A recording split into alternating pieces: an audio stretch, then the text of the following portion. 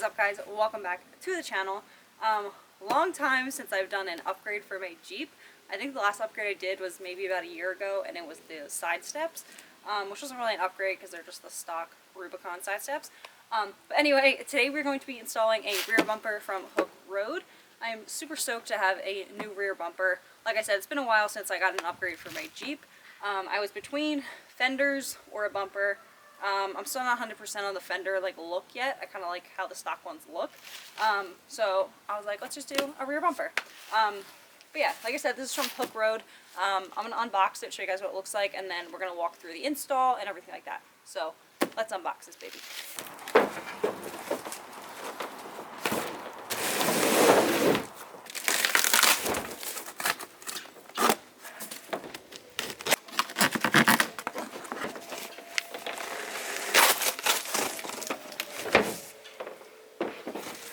This in the back of my Jeep probably wasn't the best idea. Alright, so in the box, obviously you're going to have the bumper. That's obviously a given. And then you're going to have all the hardware to mount and install the bumper. Looks like, I'm assuming, the instruction manual, which is nice because some of the off-road companies that I've gotten bumpers from don't give you instructions and you're kind of just like winging it. I'm pretty sure though this is literally just 4 bolts to install the rear bumper, if I'm not mistaken. So it should be a super easy install anyway, but the instructions are definitely nice.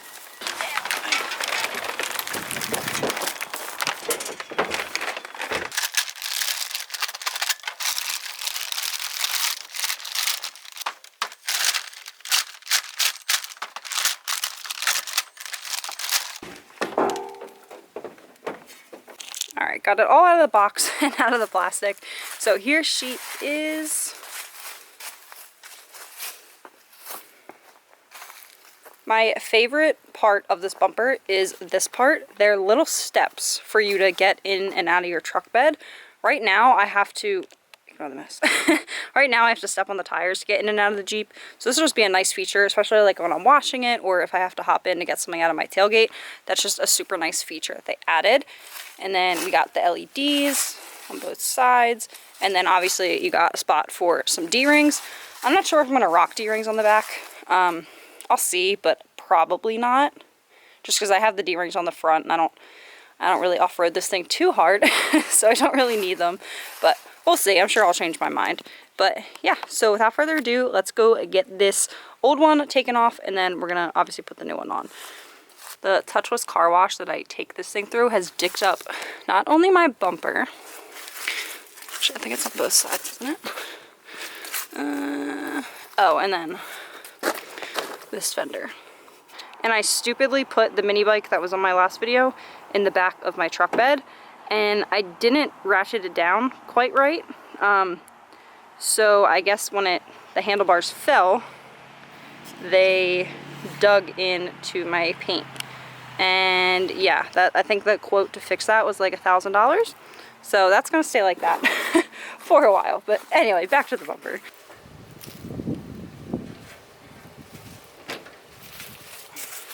Okay, so to take the bumper off, it's literally just these 2 bolts on this side and then the same exact thing on the other side.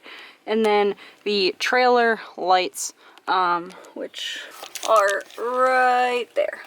Sorry, kind of hard to see, guys, because it's dark as shit under here. But we're just going to take this out and then undo all 4 of these bolts. Obviously take the bumper off, put the new one on, and it should be super simple. So fingers crossed, but let's go. Alright, so like I said, step 1 is just to go under here and disconnect the wire. Dumbass can figure it out. Alright, so to get the stock bumper bolts off, I'm using a 16mm deep socket on an impact gun. I don't know if I'm going to be able to squeeze this in with the exhaust, but we're going to give it a shot. At least get to the top one.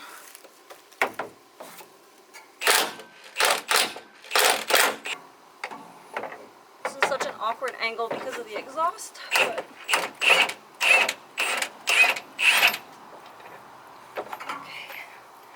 One side done, let's move to the next.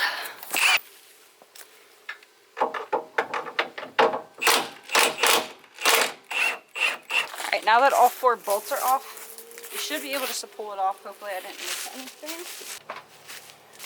So what they failed to tell you is you also still have to take out these 2 license plates, the bolt holding that on, and then it slides right off.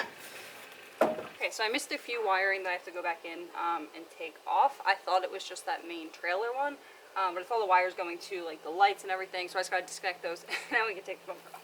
Okay, now that we got the wiring disconnected and everything like that, we took the stock bumper off, and now we just have to reinstall the other part of the trailer brake into the new bumper, and then we can mount the bumper up. So just went to install this, and I did see it on another YouTube video. This doesn't fit. It's like just a hair too big.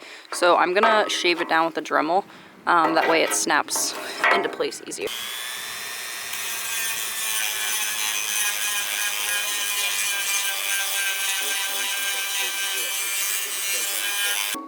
After 80 million tries, got it. So now that we got that shaved down and put in, now we just have to take this off, which I think is a 21 millimeter. So we're gonna take that off, and then either going to try to find an adapter for this, or I might just cut it and splice it into the stock bulb wiring. Oh, watch it, fool. Okay, so since this adapter, they don't give you a wiring harness or adapter or anything to use for that. So what I'm gonna do is I'm just gonna steal the one from I'm gonna take the stock wiring harness, and then I just cut one of the bulb pieces off, and I'm just gonna splice these into that. That way I can just reuse the old harness and I don't have to wait to go get an adapter. So let's do that. Got everything wired, taped up. And then I'm gonna have somebody wire these to my auxiliary switches for me, because I don't know how to do it. It had like slots in it, very similar, but it didn't have the steps. Behind, yeah. So, you know what I mean? Yes. Paint protection. You've had one boo-boo this year. Yeah. What? No. Here, pull that up.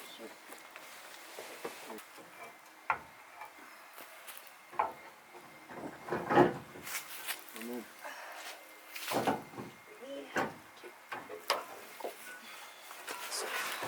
Cool. Yay!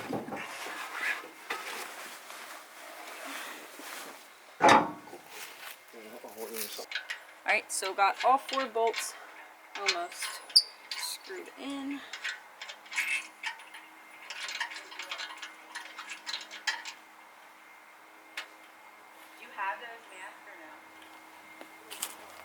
Okay, so to put the new ones back on, they say to use a 19. The stock ones were a 16, so just keep that in mind.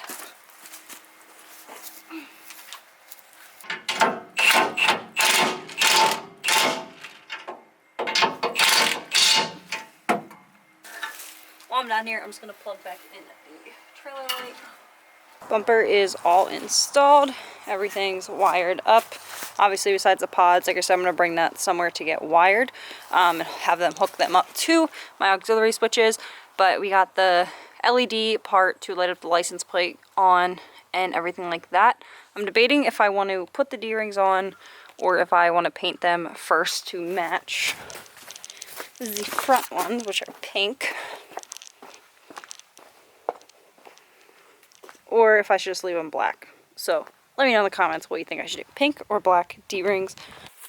Alrighty, this is the final result of the bumper. It did take a lot longer than anticipated to get this thing on. The only thing that took super long was, like I said, I had to Dremel this, like kind of sand it down just to get it to fit flush in that hole. And then just the wiring for the license plate light.